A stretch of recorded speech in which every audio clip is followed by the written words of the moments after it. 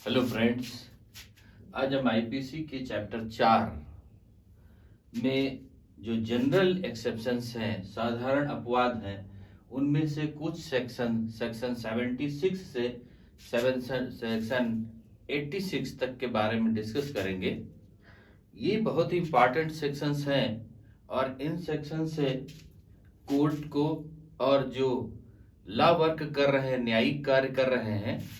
उन सब को प्रोटेक्शन प्रोवाइड किया गया।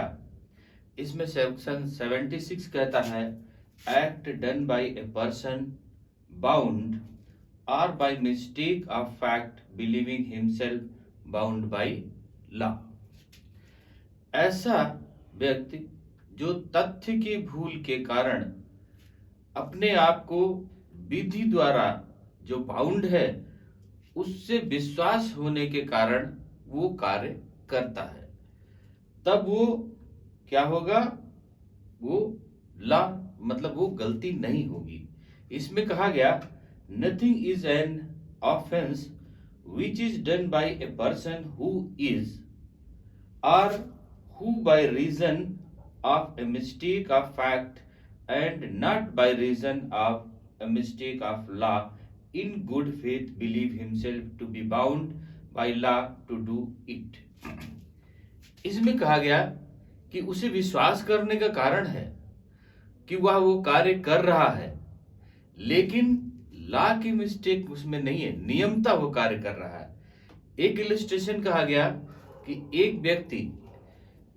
व्यक्ति जो का है, एक व्यक्ति जो का है और उसके प्रति लिखाया गया कि ये व्यक्ति का जो है उसने एक गलत कार्य किया है, उसने एक ऑफेंस किया है। और जब इन्वेस्टिगेशन किया जाता है बाय लॉ, नियम के द्वारा जब इन्वेस्टिगेशन किया जाता है, तो वो दूसरा व्यक्ति जो खा है उसके द्वारा किया गया है, का के द्वारा किया नहीं गया। तो अब ये फैक्ट क्या है कि का ने किया है, ये फैक्ट है, लेकिन ला क्या है, इन्वेस्टिगेशन के बाद में खा ने वो कार्य किया है। तब कोर्ट यदि खा को अरेस्ट करने का आदेश देती है तो वह मिस्टेक नहीं करती है by law.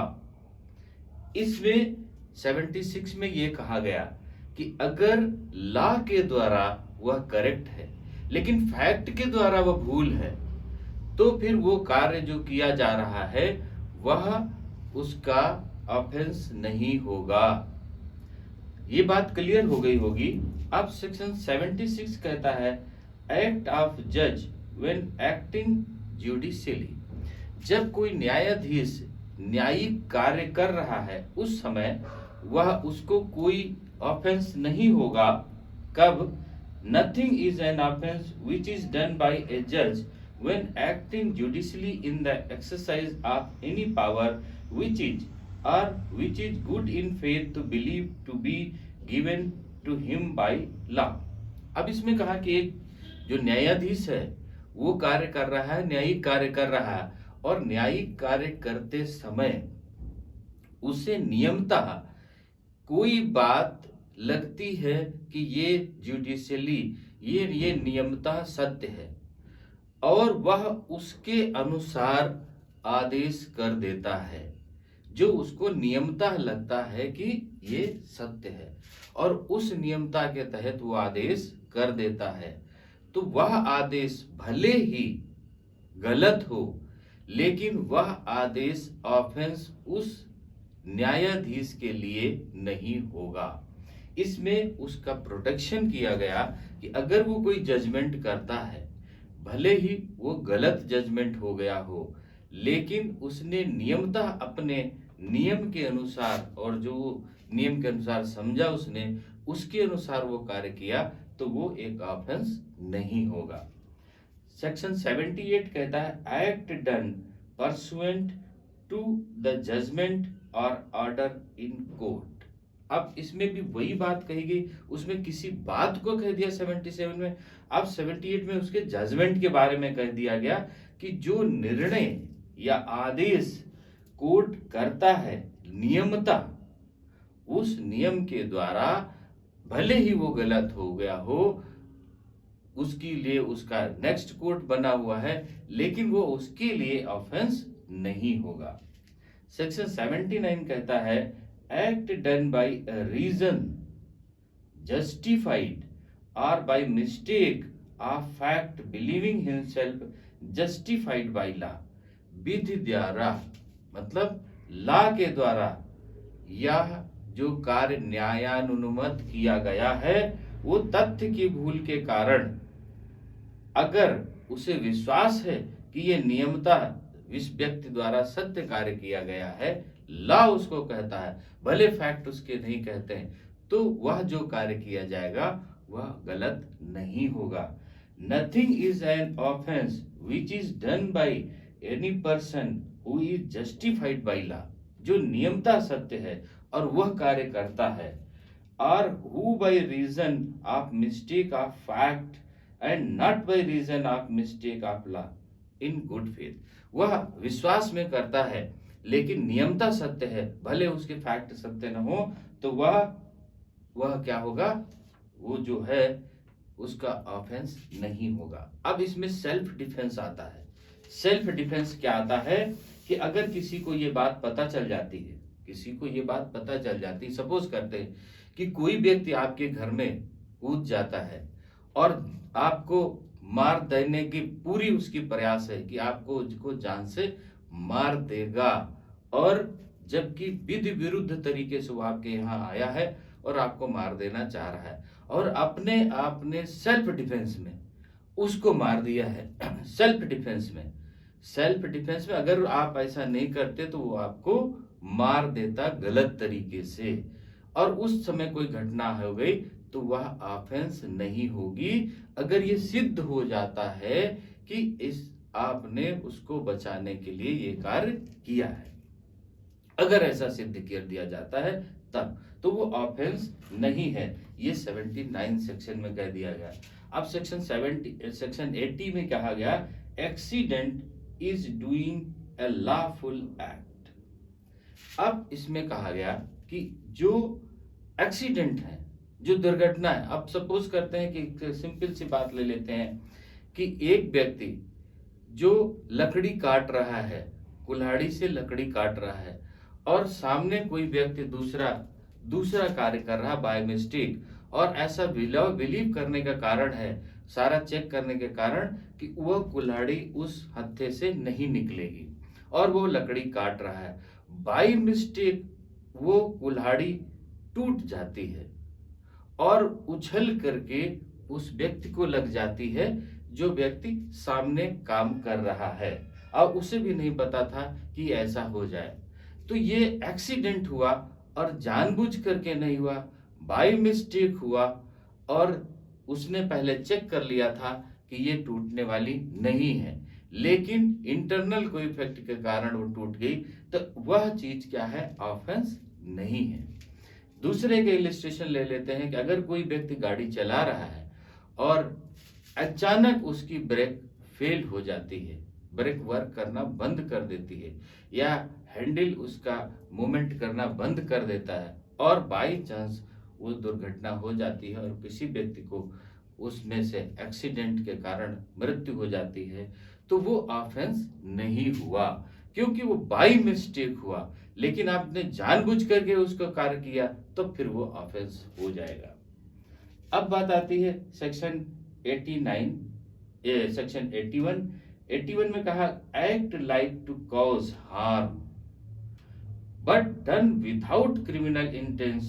Intent and to prevent other harm. अब इसमें कहा कि ऐसा कोई कार्य जो किसी को बचाने के लिए किया जा रहा है और इंटेंशन नहीं है कि उसके बचाने से कोई दुर्घटना दूसरी हो जाएगी, और ऐसी कोई दुर्घटना हो जाती है तो वो ऑफेंस नहीं माना जाएगा। इसमें इलिस्ट्रेशन में कह दिया गया ए इन ए ग्रेट फायर, एक अग्निकांड, एक मकान में अग्निकांड हो जाता है और उस अग्निकांड में उसको अग्नि को बढ़ने न पाए और किसी मकानों में न लगने पाए या उसका और प्रकोप न हो, इसके कारण वह व्यक्ति उसमें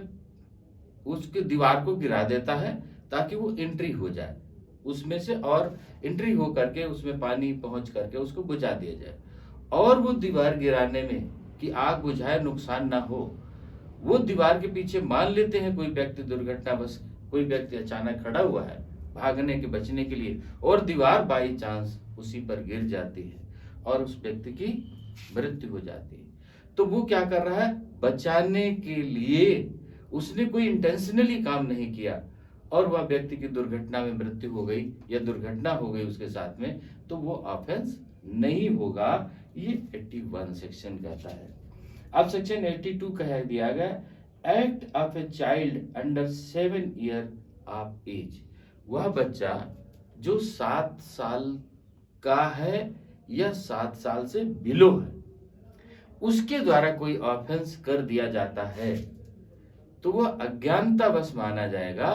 और उसका ऑफेंस और उसका कृत्य ऑफेंस नहीं होगा। ये क्लियर कह दिया गया, nothing is an offence which is done by a child under 7 years of age. जो 7 साल या 7 साल से कम बच्चा है, अगर उसने कोई दुर्घटना कारित कर दी है तो उसके द्वारा की गई दुर्घटना ऑफेंस नहीं मानी जाएगी। अब इसी में सेक्शन 83 कहता है कि act of a child above 7 and under 12 of immature understanding, वह व्यक्ति जो 7 साल से बड़ा है, 7 ईयर से एबव है, लेकिन 12 ईयर से कम है, मतलब 7 से 12 साल के बीच का बच्चा है, लेकिन यदि उसकी समझ अपरिपक्व है तब उसके द्वारा कोई किया गया कार्य ऑफेंस नहीं होगा। अब 7 ईयर्स वाले में तो कंफर्म कर दिया